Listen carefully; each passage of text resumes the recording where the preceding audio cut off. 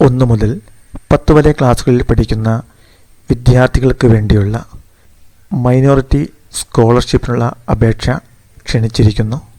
October മാസം അവസാനം വരെ അപേക്ഷിക്കാവുന്നതാണ്. കോവിഡ് അഥവാ കൊറോണ ഭീഷണി നേരിടുന്ന ഈ കാലത്ത് പുറത്തിറങ്ങാതെ വീട്ടിൽ നിന്ന് നമ്മുടെ മൊബൈലിൽ തന്നെ നമുക്ക് അപേക്ഷ നൽകാവുന്നതാണ്. വീഡിയോ പൂർണ്ണമായും കണ്ട് വളരെ എളുപ്പത്തിൽ നിങ്ങൾക്ക് അപേക്ഷ നൽകാൻ സാധിക്കും. scholarship.gov.in എന്ന് വെബ് അഡ്രസ് ടൈപ്പ് ചെയ്ത് നാഷണൽ സ്കോളർഷിപ്പ് പോർട്ടലിൽ പ്രവേശിച്ച് അപേക്ഷ സമർപ്പിക്കണം. ഈ വർഷം പുതുതായി അപേക്ഷ സമർപ്പിക്കുന്നവർ ന്യൂ രജിസ്ട്രേഷൻ എന്ന ഓപ്ഷനിൽ ക്ലിക്ക് ചെയ്യുക. അപ്പോൾ ഗൈഡ് ലൈൻ ഫോർ രജിസ്ട്രേഷൻ എന്ന ഈ പേജിലേക്ക് നാം എത്തുന്നു. ഇവിടെ new user register, login to apply to renewal തുടങ്ങിയ ഓപ്ഷൻസ് നമുക്കിവിടെ കാണാൻ സാധിക്കും. നിലവിൽ സ്കോളർഷിപ്പ് ലഭിച്ചുകൊണ്ടിരിക്കുന്നവർ അപ്ലൈ ടു റിന്യൂവലിൽ ക്ലിക്ക് ചെയ്ത് വളരെ എളുപ്പത്തിൽ തന്നെ റിന്യൂവൽ ചെയ്യാവുന്നതാണ്. അപ്ലൈ ഫോർ റിന്യൂവലിൽ ക്ലിക്ക് ചെയ്യുമ്പോൾ ലോഗിൻ ചെയ്യാനുള്ള വിൻഡോ ഓപ്പൺ ആവുന്നു. മുൻ വർഷം രജിസ്ട്രേഷൻ നടത്തുമ്പോൾ ലഭിച്ച രജിസ്ട്രേഷൻ ID യൂസർ നെയിം ആയി നൽകുക. രണ്ടാമത്തെ കോളത്തിൽ നമ്മുടെ പാസ്വേഡും എൻ്റർ ചെയ്യണം. മൂന്നാമത്തെ കോളത്തിൽ അവിടെ കാണുന്ന ക്യാരക്ടേഴ്സ് എൻ്റർ ചെയ്തുകൊണ്ട് ലോഗിൻ നൽകാം. പാസ്വേഡോ യൂസർ നെയിമോ മറന്നുപോയാൽ ഫോർഗെറ്റ് കൊടുക്കാനുള്ള ഓപ്ഷൻസും താഴെയുണ്ട്. ലോഗിൻ നൽകുമ്പോൾ ഇതേപോലെ റിന്യൂവൽ നടത്താനുള്ള പേജ് തുറന്നു വരുന്നു. ഇനി വലതുഭാഗത്ത് കാണുന്ന അപ്ലൈ ഫോർ റിന്യൂവൽ എന്ന ഓപ്ഷൻ ക്ലിക്ക് ചെയ്യുക. ഇവിടെ നമ്മൾ പുതുതായി ഒന്നും ചെയ്യേണ്ടതില്ല, എല്ലാം പ്രീ ഫിൽഡായിട്ടാണ് വരുന്നത്. ഈ ഫോമിൻ്റെ ഈ ഷെയ്ഡ് ചെയ്തിരിക്കുന്ന ഭാഗത്ത് പ്രീ ഫിൽഡായി വരുന്ന പേഴ്സണൽ ഡീറ്റെയിൽസ് ആണ്. അവിടെ ഒന്നും ചെയ്യേണ്ടതില്ല. താഴെ ഭാഗമുള്ള the following details for renewal എന്ന ഭാഗം മാത്രം നാം ഫില്ല് ചെയ്താൽ മതിയാവും. ഒന്നാമത്തെ കോളം വാർഷിക വരുമാനമാണ്. ഈ വർഷത്തെ വാർഷിക വരുമാനം എത്രയാണെന്ന് എൻ്റർ ചെയ്യണം. രണ്ടാമത്തെ കോളം ഇമെയിൽ ID ആണ്. അത് ഓപ്ഷണലാണ്, വേണമെങ്കിൽ മാത്രം നൽകിയാൽ മതി. മൂന്നാമത്തെ കോളത്തിൽ ഡേ സ്കോളറാണോ അഥവാ ഹോസ്റ്റലിലാണോ എന്ന് സെലക്ട് ചെയ്യുക. നാലാമത്തേത് ക്ലാസ് സ്റ്റാർട്ട് ഡേറ്റ് ആണ്. 1/6/2020 എൻ്റർ ചെയ്യാം. അഞ്ചാമത്തേത് പ്രീവിയസ് ക്ലാസ് പേഴ്സൻറ്റേജ്. അവിടെയാണ് കഴിഞ്ഞ വാർഷിക പരീക്ഷയിൽ ലഭിച്ച മാർക്കിൻ്റെ പേഴ്സൻറ്റേജ് എഴുതേണ്ടത്. മാർക്കിൻ്റെ പേഴ്സൻറ്റേജ് നിർബന്ധമായും സ്കൂളുമായി ബന്ധപ്പെട്ട് എത്രയാണെന്ന് അറിഞ്ഞതിന് ശേഷം മാത്രം എൻ്റർ ചെയ്യുക. അടുത്ത 3 കോളങ്ങൾ ഫീസ് എൻ്റർ ചെയ്യാനുള്ളതാണ്. ഇത്രയും ചെയ്തു കഴിഞ്ഞ് സേവ് ആസ് ഡ്രാഫ്റ്റ് കൊടുത്ത് നമ്മൾ എൻ്റർ ചെയ്ത കാര്യങ്ങൾ ഒന്നുകൂടി വെരിഫൈ ചെയ്ത് ഫൈനൽ സബ്മിറ്റ് നടത്താം. സ്കൂളിലേക്ക് പ്രിൻ്റ് ആവശ്യമായി വരികയാണെങ്കിൽ ഏത് സമയത്തും നമ്മുടെ ഈ സൈറ്റ് ഓപ്പൺ ചെയ്ത് നമുക്ക് ഇവിടുന്ന് പ്രിൻ്റ് എടുക്കാവുന്നതാണ്. പുതിയ അപേക്ഷകർ ന്യൂ യൂസർ രജിസ്റ്റർ എന്ന ഓപ്ഷൻ തിരഞ്ഞെടുക്കണം.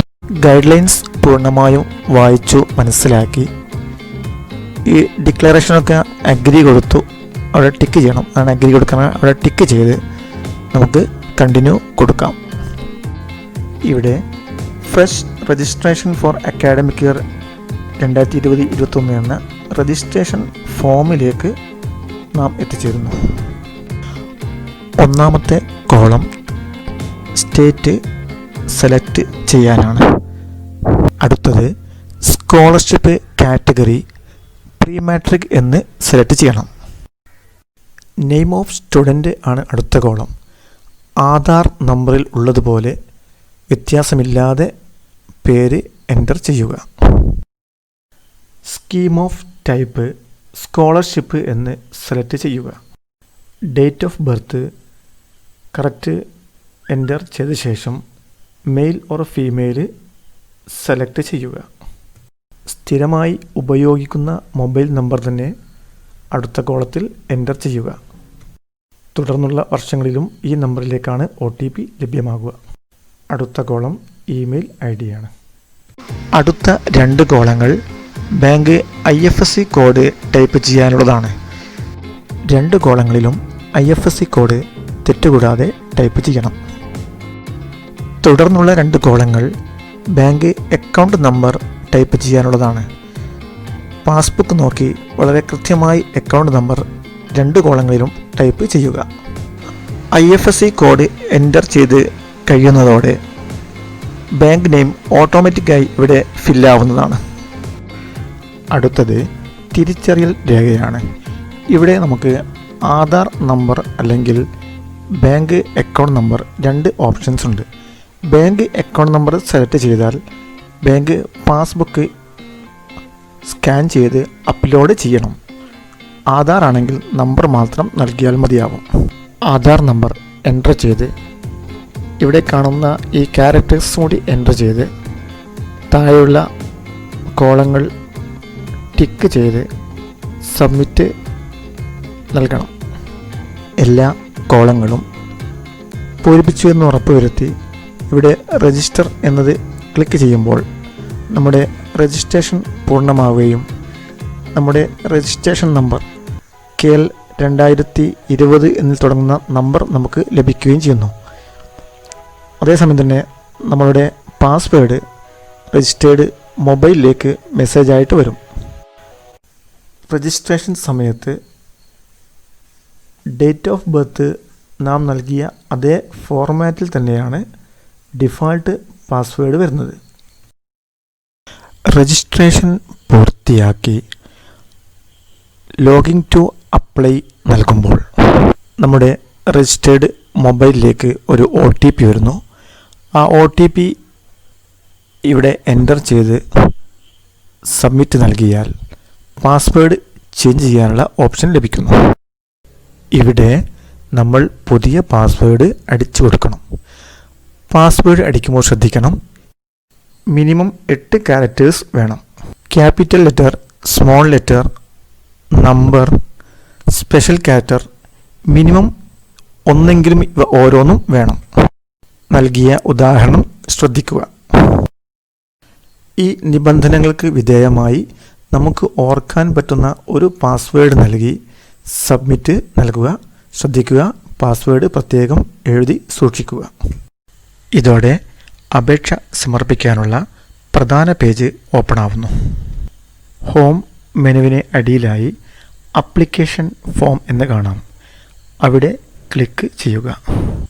ഇപ്പോൾ തുറന്നു വന്നിരിക്കുന്ന പേജിൽ നാം രജിസ്ട്രേഷൻ ഫോമിൽ ഫില്ല് ചെയ്തിരിക്കുന്ന ഡാറ്റാസ് ഇവിടെ ഓട്ടോ ഫിൽ ആയി വന്നത് കാണാം.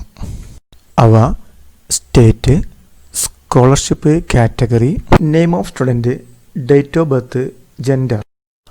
6ാമത്തെ കോളം റിലീജിയൻ ആണ്. നാം ഇവിടെ സെലക്ട് ചെയ്യണം. ഞാനിവിടെ മുസ്ലിം എന്ന് സെലക്ട് ചെയ്തു. അടുത്ത കോളം കാറ്റഗറിയാണ്. റിലിജിയൻ മുസ്ലിം ആയതുകൊണ്ട് കാറ്റഗറി OBC എന്ന് സെലക്ട് ചെയ്യണം.